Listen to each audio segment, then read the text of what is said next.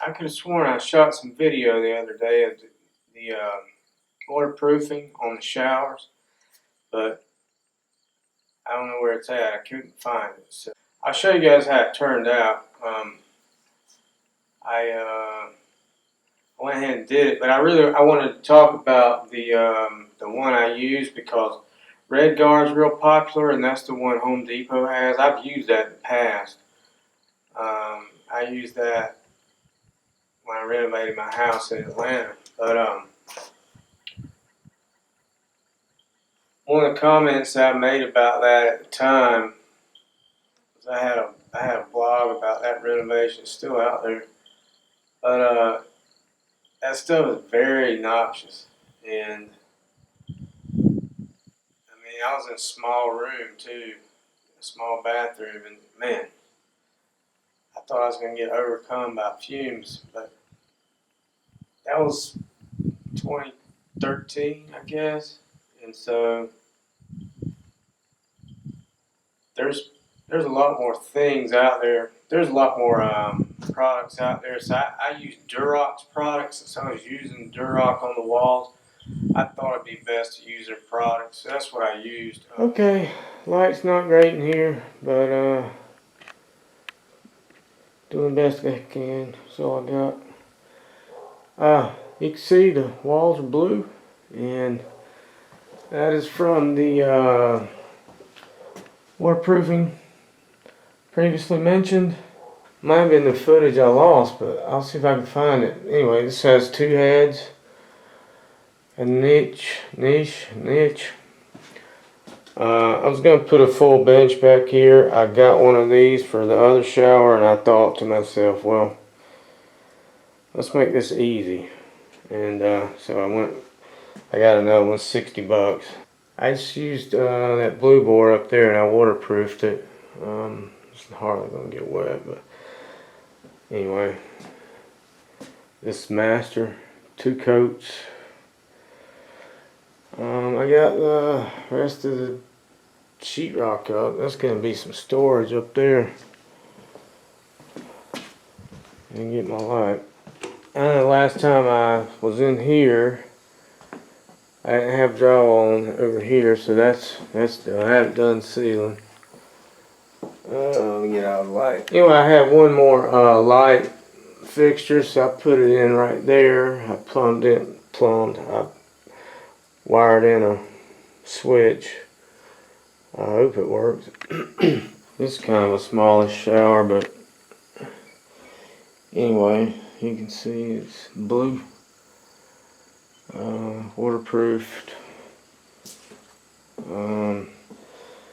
You know, there you go. There you have it. Happened to be driving down to the city the other day and went by Sherwin-Williams, and I said, you know what? I'll go in here and get my primer. And so I did. I was kind of running out of things to do. So I went ahead and primed the walls. Well, I still need material for up there. Anyway, I primed this wall. Prime this wall. Light's a little bit weird in here at the moment. Yeah, I primed all these walls, and you know what I was going for. It's better. What I was going for here is kind of like a farmhouse look, so it's happening. I think I like it, but I think what I'm going to do is just go ahead and stay with white. Just make it a semi-gloss white in here in these walls. Now I'm not going to do the whole house, this motif, but I want to keep the kitchen area, you know. And you know, I didn't put huge windows in here, and it it doesn't hurt to have the white surfaces to help light it up in here. I was doing my renovation in Atlanta. I started counting Sherwin-Williams because there's one right down the road. thing about them, you know, you go to Lowe's or Walmart. You go to Lowe's or Home Depot. If you want to get cheap paint, that's a good place to get it. You know, you'll have to use multiple coats to make it cover, and it'll stink up your house for forever. But the thing about Sherwin-Williams is, you go in Sherwin-Williams, you know, they don't have barbecue grills and garden hoses and rakes everywhere. All they got is paint, and the guy in there, he knows paint. And you know, unlike a box store, you'd be lucky to find somebody who knows anything about anything. But this guy's Sherwin-Williams, they know all they do all day long is paint, and their paint's not cheap. And that's, you know, you're gonna get what you pay for. You can use P&G, or you can use Benjamin Moore, or any of those other places that have dealerships. But Sherwin-Williams seems to be the most ubiquitous. But I like their paint. Some people may or may not like it, but I like it. It's low VOC. It seems like all paint has gone to low VOC, except maybe what you get at the box stores. But most of it's low VOC nowadays. So, like I said, when you go into Sherwin-Williams, they're going to know what you need. So I went in there and I was looking at the stuff I'd used before on my drywall. I was like, I like that paint, you know. He's like, yeah, that's good paint, but you know, he said, what are you painting? I said, well, I'm painting wood. He said, well, for that you're gonna need this. And it was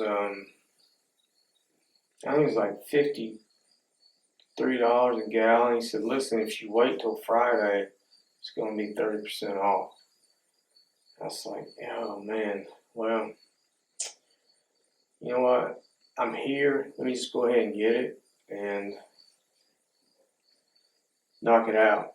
So anyway, I bought a couple other things, 2 gallons of paint, and you know, at the end of the deal, I've been a customer there for, like I said, 8, 9 years, and he gave me 30% off anyway. So I like Sherwin-Williams, and that's the reason why I use them.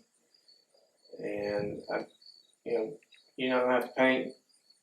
You don't have to paint your work 4 times. You know, you think you're saving some money, you go get that cheap paint. You paint the wall, all you see is brush strokes, and it doesn't cover. And you know, you roll on Sherwin-Williams, it's smooth, silky smooth, covers, does what it's supposed to do, and you know, you do it once, you're done with it. If you think you're gonna save money by buying paint at the box store, the effort that it takes to, you know, get it completely covered, especially a dark color, spend a little bit of extra money, and get good paint no matter where you go. I got the center section finished yesterday. They had about three stacks of 10-foot tongue grooves. So I bought that and fill in the details up there. Do the other side. And I'll put a piece of trim through there when I get to that stage. But then I primed everything. Over here, I don't know what I'm going to put yet to cover that wall. Maybe just OSB, or could be sheetrock. Lumber has gone through the roof, especially where I've been shopping locally. They told me OSB would go on to $24 a sheet from $13. I haven't verified that, but I believe them. So anyway, thanks for the update for September 17th. Today's either Jimi Hendrix, September 18th, November 27th. Today's either the day Jimi Hendrix died or it's his birthday. September 17th and November 27th. Is that right? I'm pretty sure that's correct. So, one way or the other, Jimmy, we're thinking about you, and thanks for watching.